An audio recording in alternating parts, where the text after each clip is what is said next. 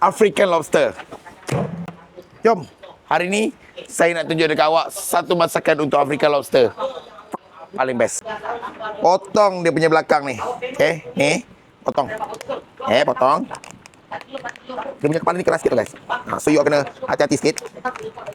Dia punya duri pun agak tajam lah. Okey. Nampak tak? Oh lama ai. Dah siap bahagian kepala, badan pula guys.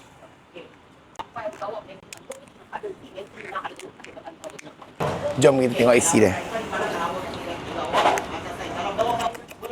Guys, nak tu. Isi dia padu tak padu. Jom kita terus steam dia 7 minit. Rasmian steamer baru. Apa nak yang 1 kilogram, aku tekan saja yang dekat 1 kg. Harga lain. Awak harga lain. Orang masak sekarang 7 minit. Lepas tu you boleh tengok masakan apa yang kita buat. Jom.